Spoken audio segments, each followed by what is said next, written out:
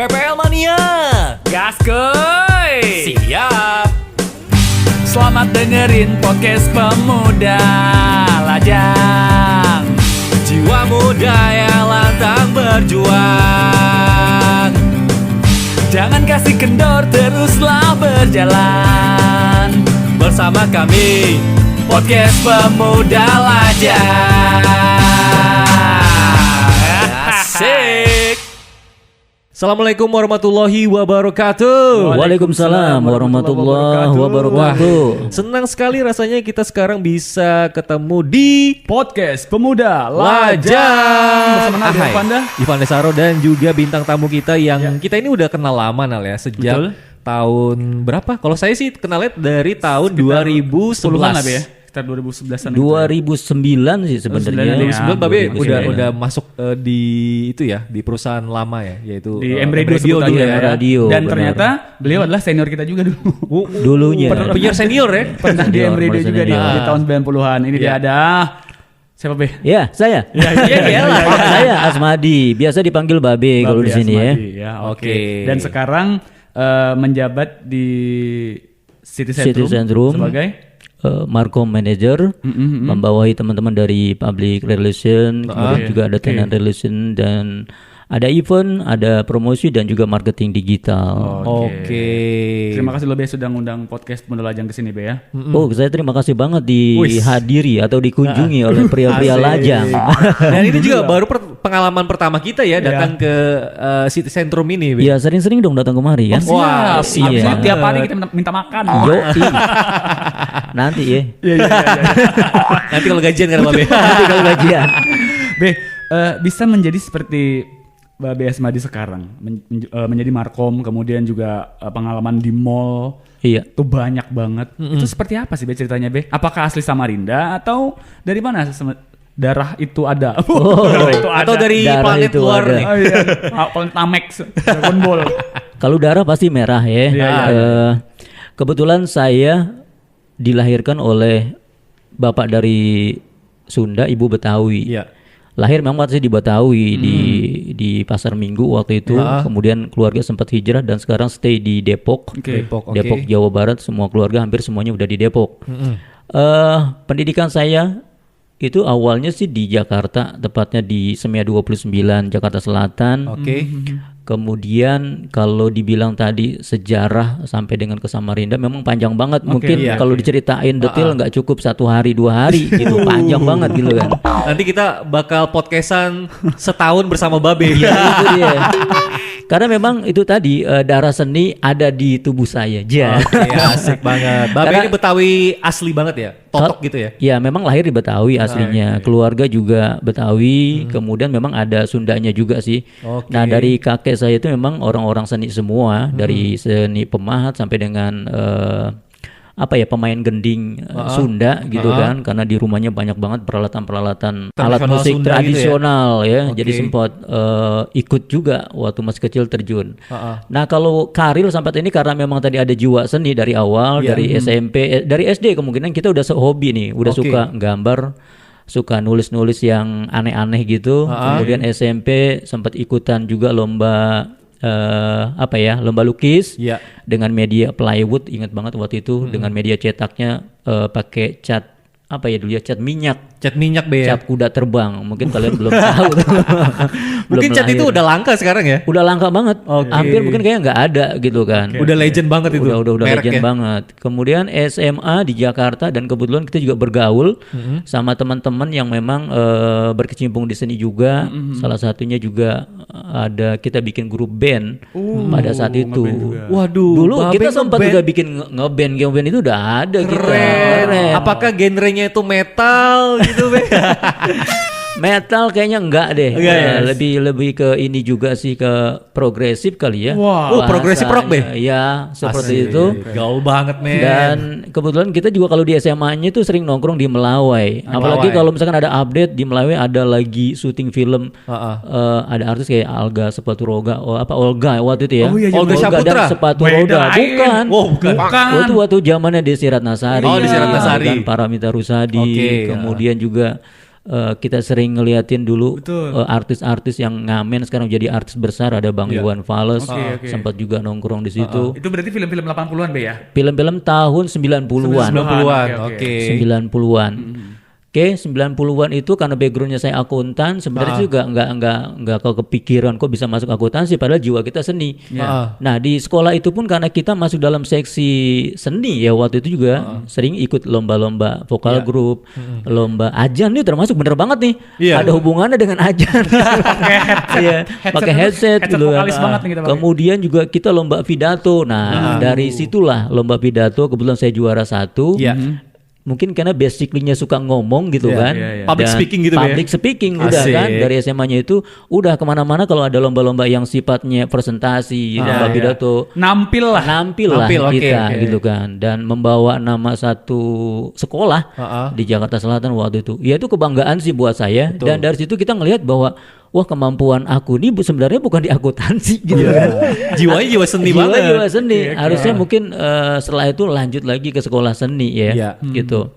Kemudian karena memang ada beberapa hal, salah satunya faktor keuangan. Ini gue jujur aja ngomong pada saat zaman itu susah banget gue. Memang podcast ini tempatnya buat jujur Be. Buat jujur Pokoknya banget. busuk-busuk kayak babe keluarin aja. Bukan busuk Pak, ini perjalanan kita menuju kesuksesan itu tuh ada bener. sedih-sedihnya ada. Pasti ada terjalnya lah. Jadi kalau bicara sedih banget, agak sedikit sekolah itu berapa kilometer yang membayangkan banget. Kayaknya lebih dari 10 kilo Be ya. Iya, sempat aku tuh di ini ya sama teman-teman kampung dulu. Lu sekolah apa ngapain lu gini ya? Bang jam 9 malam baru pulang dari rumah. Kira-kira Be kalau di Samarinda itu dari daerah kemana jalan kakinya? Samarinda Tenggarong kali Be. Sampai Tenggarong tapi belum sampai Tenggarong Tenggarong seberang. Jauh banget. Itu tadi kita memiliki satu kemampuan karena memang kita udah didoktrin. Kalau misalkan lu nggak masuk negeri gitu kan, udahlah nggak sekolah lagi. Saking susahnya pada saat itu ya, karena kita memiliki satu keinginan kuat. Gua harus sekolah negeri nih gitu kan. Dan alhamdulillah atas mungkin kerja keras, belajar dan segala macam masuk negeri. Dari sekian puluh pelajar akhirnya kita masuk negeri. Mungkin satu bantuan usaha dan juga doa juga orang tua kita bisa masuk negeri, akhirnya kita bisa sekolah. Iya betul. Ketemu teman-teman anak-anak di Jakarta atau sendiri kan dulu kan kita gimana ngelihatnya kan beda. Pergaulannya beda banget ya. Juga beda. Kalau bahasa dulu apa Be? Anak jet set deh. Jet set ya kali Jet set, betul ya. High class lah pokoknya. High class lah. Zamannya Honda Astrea tuh ngetren banget dulu. Waduh. Pokoknya kalau udah pakai Astrea, kurang kaya nih. Anak orang kaya. Kalau ini. sekarang PCX ya. Kalau inget-inget film yang kemarin sempat viral itu filmnya si siapa? Dilan. Itu mewakili gua banget tuh. Waduh. Iya motor CB kan. Motor CB jadul banget Be. Jadul banget gitu. Itu udah punya itu udah keren banget pada saat keren itu. banget ya. Bisa nggak ya cewek 335 orang gitu kan. Pokoknya Senin sampai Sabtu, Minggu itu beda-beda ceweknya. Beda-beda. Asal punya motor dulu. Ya dulu itu udah keren banget kalau udah punya motor CB itu. Nah, banyak sekali memang pemikiran-pemikiran waktu itu aku yang penting aku bisa kerja. Jadi lulus sekolah sempat dulu magang di Bank Aken, sempat likuidasi. Sempat di bank. Sempat di bank. Sesuai aja sih kan. Sesuai sama backgroundnya akuntansi. Oke. Kemudian juga sempat magang di Bank Yama di Pasar Baru juga. Di akuntansi basically-nya. Nah dari situ mungkin karena gue ngerasa gue nggak cocok nih sekolah. Apapun bekerja di bidang hitung-hitungan kayak gini gitu kan. Pusing Be ya. Pusing. Akhirnya sambil itu cari-cari informasi, dapatlah informasi waktu itu di daerah Sabang, Jakarta Pusat. Memang udah preparing banget mau cari kerjaan gitu kan. Merantau gitu Be. Merantau lah ya, udah preparing bawa lamaran, berapa lamaran kalau nggak salah 5 lamaran di Jakarta. Jakarta kita telusuri mana yang lagi banyak ngumpul-ngumpul, pasti pekerjaan gitu kan. Nah pas datang di satu perusahaan waktu itu di daerah dekat Tanah Abang, ada perusahaan kita datangin lagi ngumpul-ngumpul gitu, nggak taunya terima lamaran gitu kan, lagi buka lowongan pekerjaan lah untuk di retail pada saat itu. Jadi mungkin aku boleh nggak nyebutin nama perusahaannya? Boleh dong. Boleh, Sangat-sangat boleh. Bebas Be. Jadi bebas aja, Be. jujur kan temanya jujur ya. Jujur. Jadi sempat nggak tahu nih tujuan kita mau ngelamar apa, karena di situ ada Depstore namanya Ramayana Department Store di dalam Sabang tahun 92. Udah kita coba masukin. Coba masukin, kebetulan waktu itu dia cari lowongan pekerjaan buat accounting, administrasi, visual merchandiser. Oke. Itu jabatannya rangkap gitu, Be? Enggak, itu Atau yang itu dibutuhkan. Itu yang dibutuhkan. Oh, yang dibutuhkan Selain gitu staff ya? sales, Oke. ada juga staff khusus itu yang namanya tuh dia cari dulu namanya bukan visual merchandiser kayaknya belum tren. Dekoratif namanya dulu. dekoratif. Oke. Dekorasi, terus juga ada staff sales, kemudian juga ada staff administrasi gudang. Ya akhirnya kita coba dua-duanya nih. Ya. Kita coba dua-duanya karena basicnya saya ini accounting, Ya. udahlah masuk di administrasi gudang. Kebetulan tes sekian ratus orang masuk, alhamdulillah dites di administrasi gudang. Ya. Sempat jalan sekian 3 bulan waktu itu di Jakarta, Oke. bolak-balik. Nah karena memang ngerasa hati ini nggak cocok di administratif, pengen coba-coba di yang mengarah ke seni visual merchandiser. Oke, jadi waktu pindah itu ya. jabatan gitu, Be ya? Ya coba ngajukan menjadi visual merchandiser atau staf dekorasi waktu itu dites juga. Dites cara menulis kertas dengan tulisan bagus, dia cuma disediain spidol sama kertas. Waktu itu tujuannya kalau sekarang bahasa kerennya tuh POP, point of purchase gitu ya. Dulu kalau zaman saya jadi dekorasi itu yang pertama harus punya jiwa seni, kemudian harus pinter gambar. Dulu belum ada pinter, sekarang harus Corel, harus Adobe Illustrator nggak ada. Dulu Corel mah belum ada, Belum ada kan? Photoshop pun belum ada. Photoshop juga belum Manual ada. ya, Be, Jadi manual ya, karena basicnya harus punya jiwa seni, punya kelebihan dari sisi mengetahui insting tata letak toko, cara mendekoratif semuanya. Akhirnya kita masuk deh tuh. Hampir sekian tahun menggeluti di dunia dekorasi itu. Kayaknya juga ada perasaan bosen juga. Bosen kenapa itu, Be? Bosen karena ingin ada satu kegiatan lagi di luar itu. Di luar itu, akhirnya kita mencoba untuk cari satu suasana baru, yaitu jadi announcer. Announcer. Kerjaan kita, Penyiar radio. Sambil di Ramayana. Oke, berarti di Ramayana itu ada radionya atau apa, Be? Enggak, jadi gini. Beda lagi ya? Beda. Jadi kalau di Ramayana itu ada satu subbagian, ada dekorasi sama announcer juga sebenarnya. Nah itu yang bikin aku semangat, aku pengen pindah jadi announcer. Nah jadi sempat belajar juga, dan kebetulan waktu itu ada program magang di radionya CBB, masih ingat namanya PT Cakti Budi Bakti, punyanya Ibu Elia Kadam, penyanyi dangdut. Yang nyanyi boneka. Nah itu dia dari India. Masih ingat ya? Masih, Be, itu lagu legend banget pas saya Legend SD, banget. Itu perjalanan juga jauh banget, aku dari Depok ke daerah Jakarta Barat, radionya itu sempat hampir 3 bulan aku training di radio dangdut. Radio dangdut namanya radionya CBB. Jadi dari bekal itulah akhirnya kita beranjak pindah tuh dari dekorasi ke announcer. Pindahlah ke announcernya di suatu retail itu. Mungkin kalau bahasa tagline-nya itu kayak radio juga sih, cuman di open gitu kan. Open, menarik orang, customer yang berlalu lalang di mall untuk mampir, untuk bisa beli di toko kita. Itu tugasnya kita tuh. Sebenarnya tugas itu hampir mirip-mirip dengan visual merchandiser tuh yang sebelumnya. Jadi tugas utamanya dari visual merchandiser ataupun dekorasi, kalau dulu bilangnya tuh trennya sekarang adalah visual merchandising. Bagaimana kita mendekor produk-produk kita dan orang tertarik dan orang mau beli. Gitu loh. Jadi sebenarnya fungsinya hampir sama tuh. Bagaimana kita menciptakan satu daya tarik agar orang itu bisa mampir dulu, bisa lihat dulu, dan akhirnya beli gitu kan. Tata letaknya. Betul. Tapi kalau di announcer kan, kita bicaranya kan komunikasi. Bagaimana kita berkomunikasi, orang itu tertarik. Misalnya, ada diskon. 70% waktunya cuman 5 menit gitu. Nah, bagaimana kita bisa menghipnotis orang dengan cara komunikasinya kita, dengan suara kita yang bagus misalkan. Memang salah satu syarat orang announcer itu harus suara bagus, benar nggak Mas? Iya, golden voice, Be. Golden voice, betul. Jadi waktu itu juga teman-teman di lingkungan kerja tuh bingung juga, gila lu bisa jadi announcer tuh gimana gitu kan. Di samping suara lu bagus, tapi kan orang nggak cukup suara bagus gitu kan. Harus berani, noise, bahasanya confident gitu loh. Betul. Berani menghadapi orang lihat langsung. Dan itu salah satu poin yang saya miliki pada saat itu. Akhirnya pindah-pindah kerja itu orang lu gampang banget ya pindah kerja dari dekorasi pindah tiba-tiba jadi announcer gitu kan. Karena basically-nya memang kita belajar juga sih di radio itu. Nah itu cikal bakal kita jadi seorang penyiar radio. Kita beranjak dari pekerjaan saya waktu itu di tahun 90. sampai 94. Nah, Hampir 2 tahun sih 2 tahun sebenarnya ya. full gitu. Nah dari situ punya pengalaman, cerita menariknya ada investor mungkin dari Kalimantan juga. Oh, pada ini saat titik balik ke Nah, ini Samarinda. titik balik ke Samarinda nih ceritanya. Jadi tahun 94 kalau nggak salah, tahun 94 kita lagi siaran, kebetulan studio kita itu ada di tengah-tengah mall yang orang bisa ngelihat siapa sih yang ngomong gitu ya. Siapa sih yang lagi siaran saat ini. Jadi malam minggu itu emang crowded banget pada saat itu di Blok M Mall, di atasnya itu terminal. Mungkin sekarang masih ada, cuman kondisi mallnya udah nggak sebagus sekarang. Oke. Nah, pada saat kita lagi siaran malam minggu itu adalah seseorang investor lah kita bilang gitu kan, yang mengajak kita join, mau nggak kerja bareng dengan kita di Samarinda pada saat itu.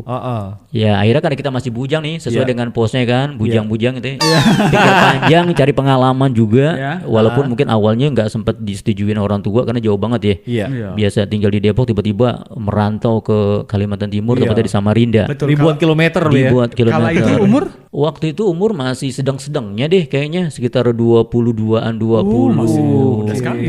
Muda, masih ganteng Nal gua. Waduh. Sampai sekarang juga Masih gantengan saya. Ya lah. Bela. Gua ngakuin kali itu kan. Iya. Ya pastinya gantengan Aldi. Iya, tapi berlaku. Oke, lanjut deh. Berlaku. Akhirnya udah sempet nekat aja, walaupun ada ibu waktu itu nggak setuju, bokap yang setuju. Udah, Oke. lu lakuin aja deh, yang penting lu punya pengalaman gitu kan. Banyakin lah pengalaman gitu kan untuk memperkaya hidup kita. Udah, akhirnya sepakat, deal segala macem, langsung deh gue berangkat ke sini Samarinda. Iya. Tepatnya dulu tahun 95, lu belum lahir kayaknya ya. Udah lahir. Oh, udah lahir ya? Saya udah SD tuh, Be. Udah SD ya.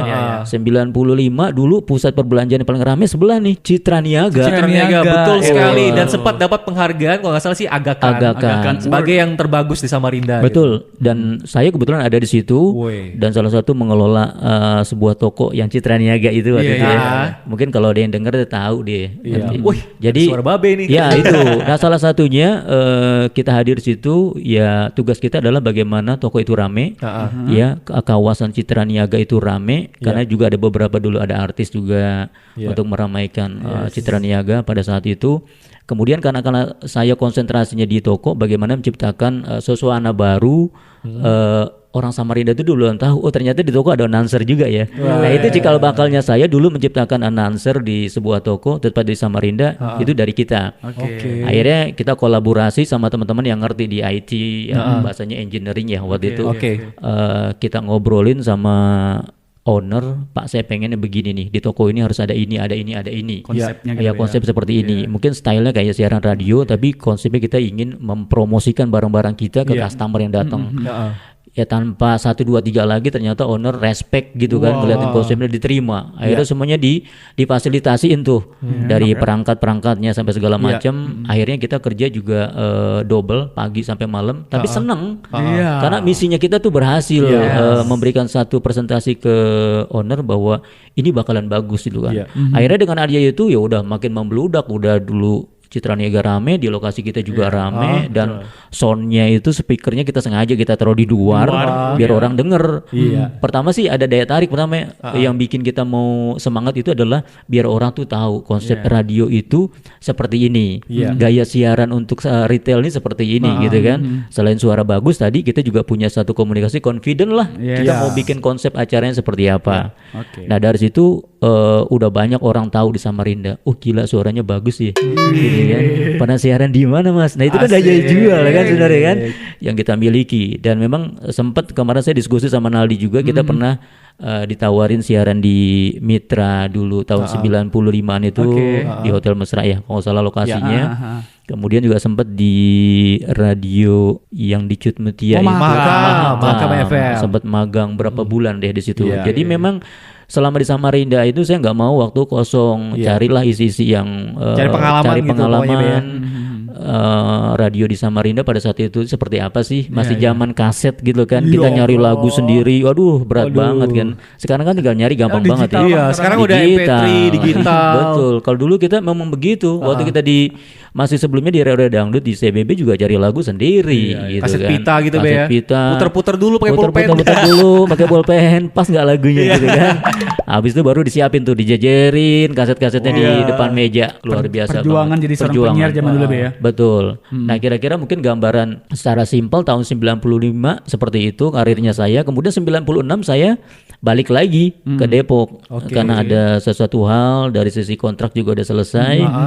Balik ke Depok, sempat nganggur ya mungkin 3 hari sampai seminggu.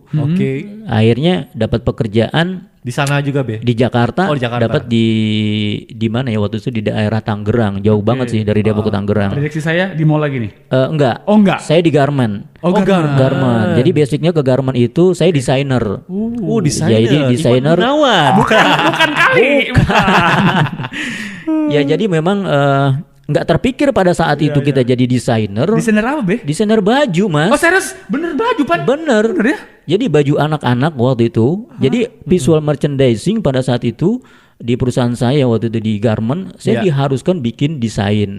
Selain nanti hasil desain itu dibawa ke pabrikan udah selesai, kita display ke mall-mall Jakarta. Oh gitu. Jadi Babe ngedesain gitu. Betul. Baru setelah itu hasil desainnya diserahkan ke tukang jahitnya. Betul, yang dibikin, di pabrikan. Baru dipasang di toko gitu ya. Di toko yang sudah bekerja sama dengan brandnya kita. Keren. Jadi visual merchandising pada saat itu membawa saya itu jadi kenal dunia fashion tuh. Dan targetnya kita satu hari itu harus 5 mall kita kunjungin. Kebayang banget ya, dari Depok kita keliling-keliling mall di Jakarta. Ya itu tadi saya bilang perlu ekstra keras dan semangat juang yang tinggi untuk bisa meraih itu semuanya. Akhirnya karena kita sering kali menggeluti dunia fashion, jadi kita tahu tuh yang lagi ngetren. Jadi dulu awalnya di Ramayana dekorasi muncul udah tren baru namanya visual art, visual merchandising gitu kan. Itu memperdalam ilmunya saya itu mendalami tentang dunia visual merchandising. Apa sih visual merchandising gitu kan? Kalau visual merchandising kan kita nih pelaku. Nah, visual merchandising itu tadi flashback balik ke pekerjaan sebelumnya, bagaimana orang bisa tertarik dengan displaynya kita. Gitu. Cara match and matchnya pakaian itu ya tugasnya kita. Selain dari sisi backgroundnya kita harus punya jiwa seni, mau berusaha keras dan tentunya mengetahui tren-tren fashion yang saat itu tengah berlangsung. Ya, karena kebetulan kerjaan saya adalah desain baju anak, cewek dan cowok. Saya harus tahu tuh detail bahannya apa dan survei ke brand-brand nasional yang ada di mall-mall itu. Oh, dia pakai bahan ini, yang tren lagi ini. Dan itu masukan-masukan kita sharing ke tim di tempat bekerja saya pada saat itu, dan itu menjadi koordinatif jadinya. Akhirnya selalu mendapat suatu informasi yang baru, wawasan baru.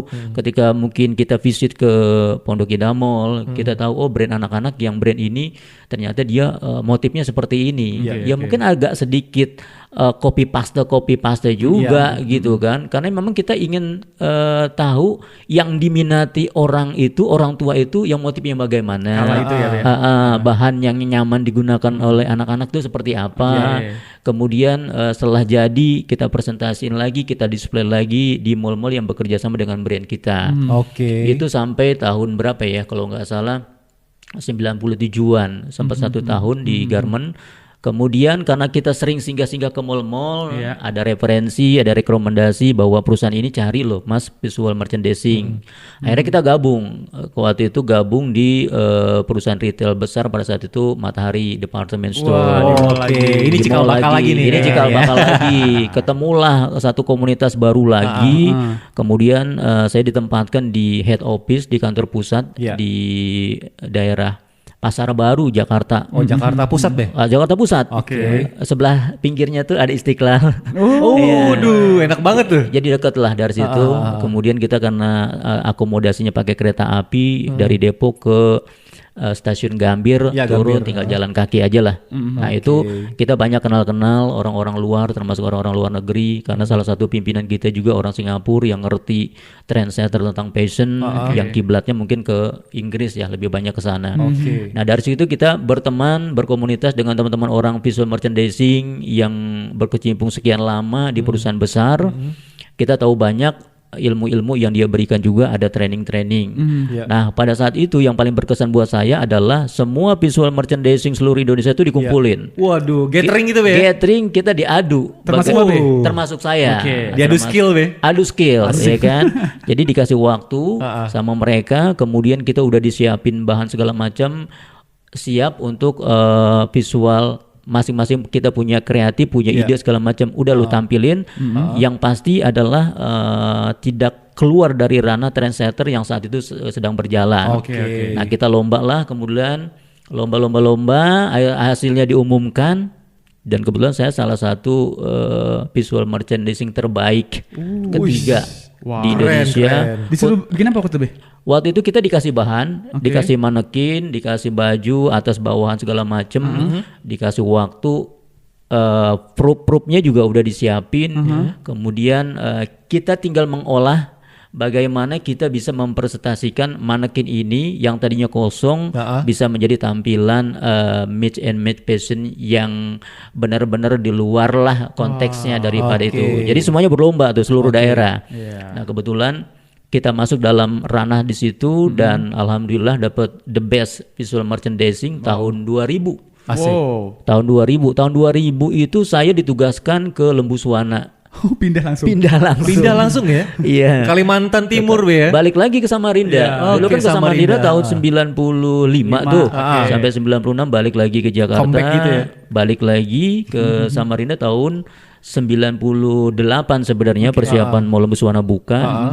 Kita prepare-nya ke Matahari Department Store. Karena basically kita ditugaskan sama kantor pusat untuk bantu pembukaan di Samarinda. Ya tadinya awalnya sih perbantuan. Tapi lama-lama bukan perbantuan, diperpanjang terus. Kontraknya tetap gitu kan. Dan Lembu Suwana itu menjadi salah satu mall yang paling besar pada masanya dulu ya. Betul, pada masanya itu luar biasa pada saat itu. Dan itu juga nggak terlepas dari skill yang kita miliki juga, gitu kan. Dan karena saya itu orangnya bosenan, jadi ngelihat kondisi kayak Agus gimana ya, visual merchandising udah lama banget kita tekunin. Akhirnya kembali ke hobi lama, jadi penyiar juga. Jadi waktu itu si department store Matahari kan ada informasinya tuh. Bagian informasi. Kita tuh gatel banget gitu kan. Gue pengen itu store itu siaran kayak gaya radio gitu kan. Agak sedikit prokem gitu kan, agak sedikit bebas, tapi orang ngeh dan mau ikut programnya kita. Nah, bla bla bla bla, koordinasi dengan pimpinan, akhirnya setuju. Dah, lu coba deh, lu bikin time service gimana caranya biar mall ini ada event, ada activity, stylenya beda. Gue bikin kayak tema radio kayak gini nih, kita ngobrol bebas kan, bla bla bla bla.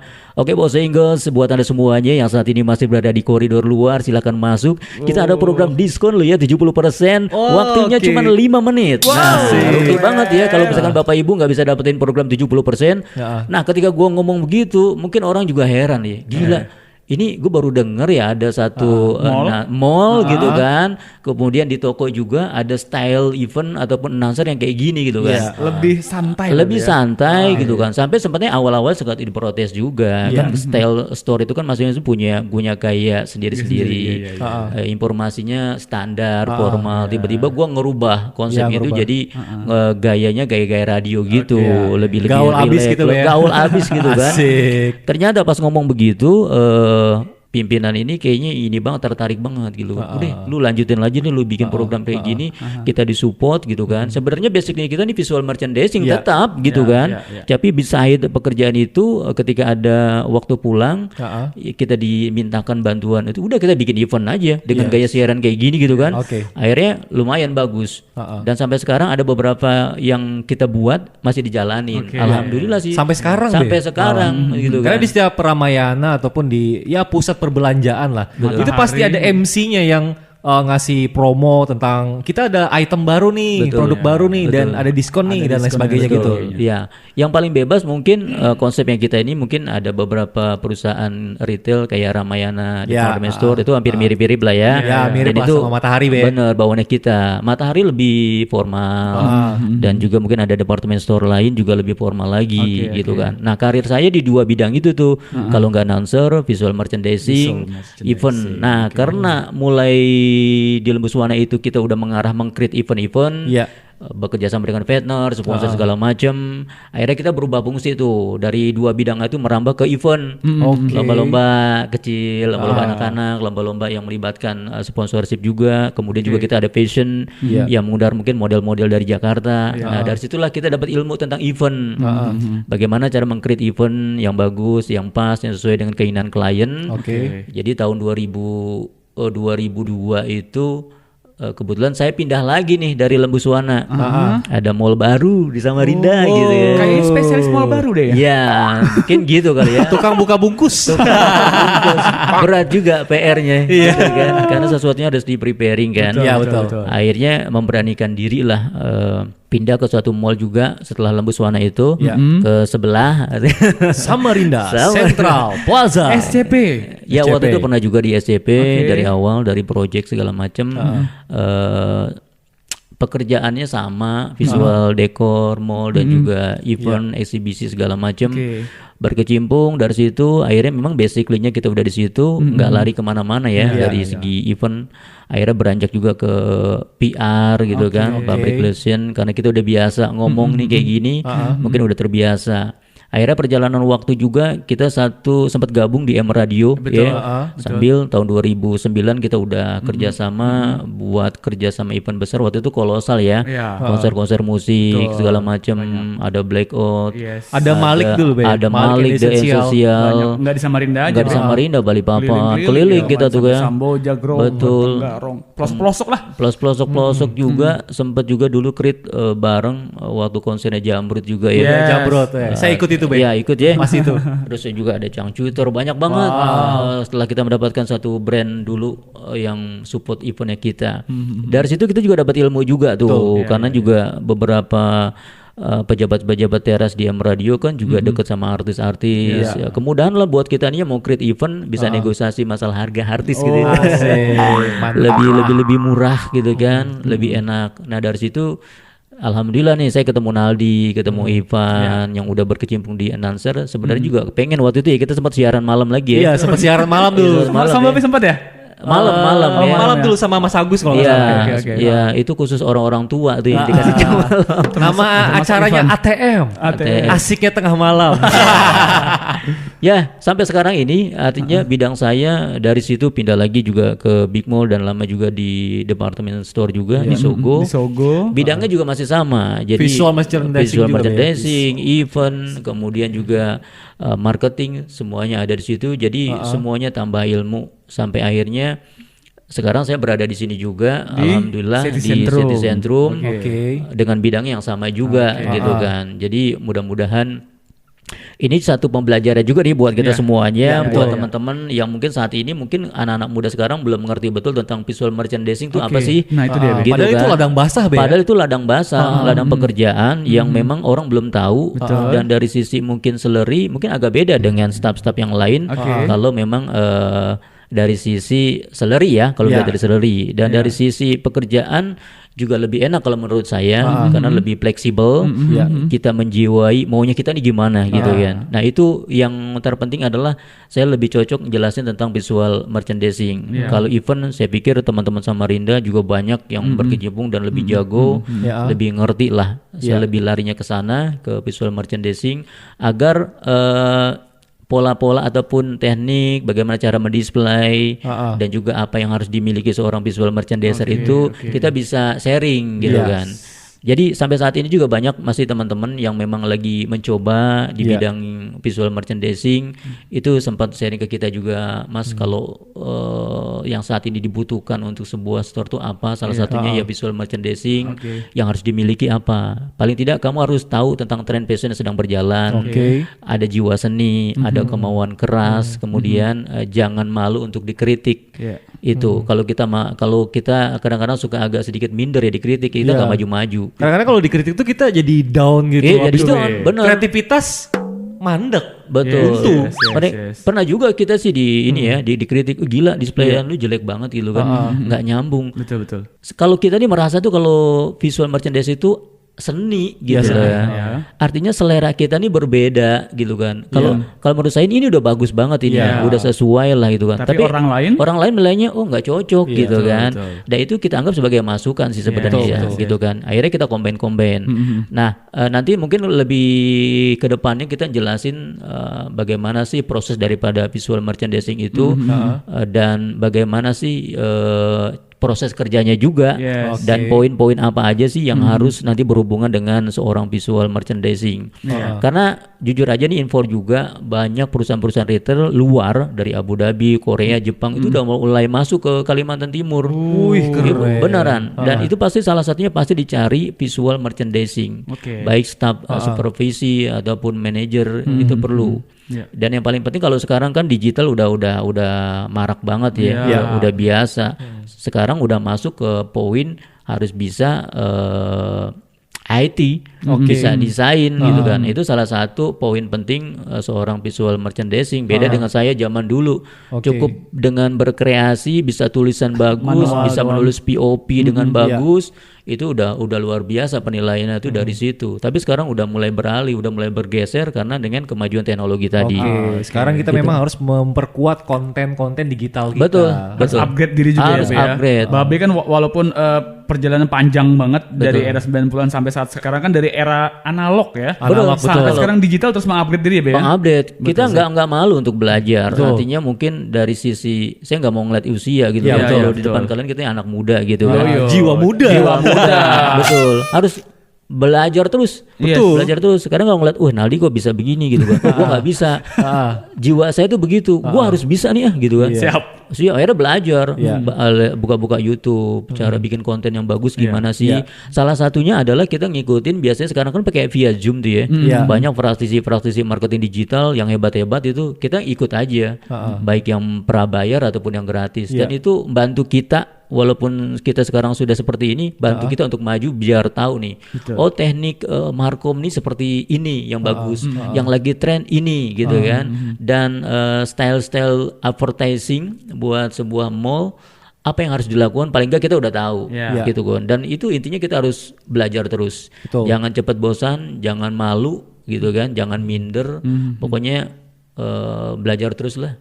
Pembelajaran buat anak-anak muda sekarang termasuk buat anak-anak saya juga.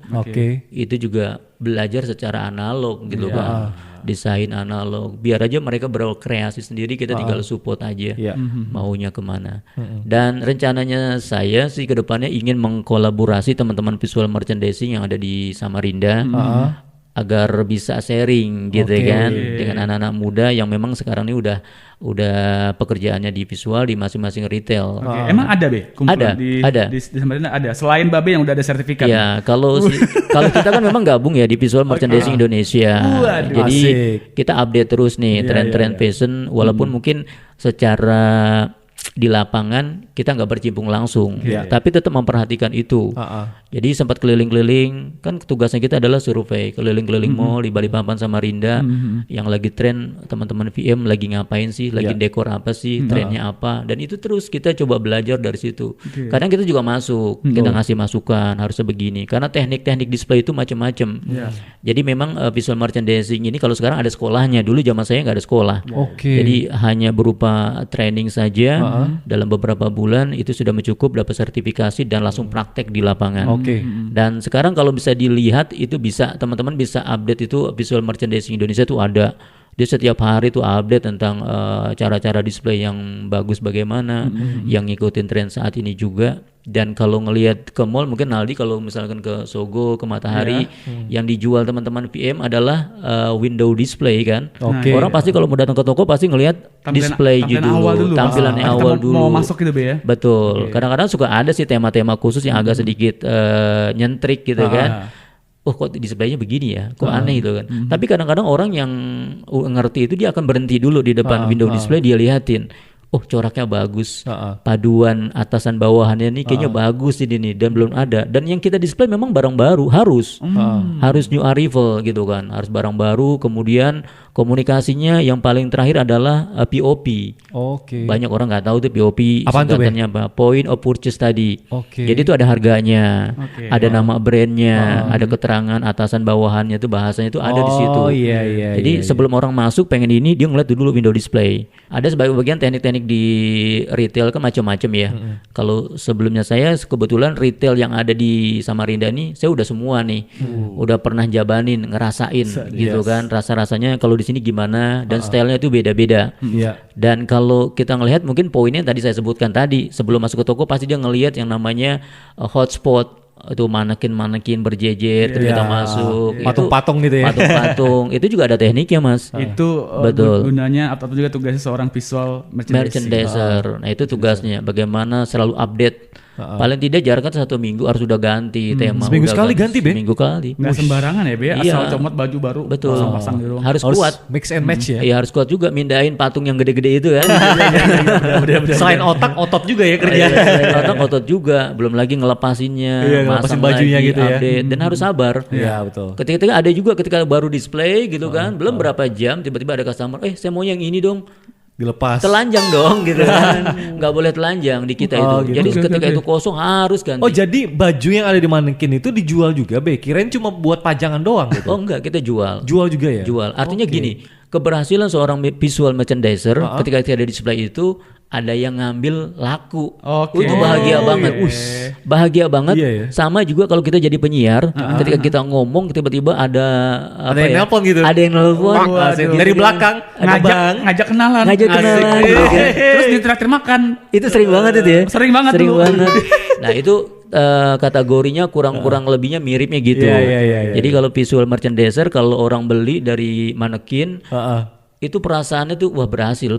Displaynya gue tuh berhasil. Ada pride ya. Ada kepuasan tersendiri. Kepuasan juga ya. Gitu. Kalau announcer tahu sendiri, kita jualnya jual suara ya. Tiba-tiba ada yang booking, bisa MC nggak? Bisa MC nggak gitu kan? Tiba-tiba ngajakin kenalan gitu kan? Suaranya kok ngebas banget kayak bapak-bapak pas datang. Suara kecil.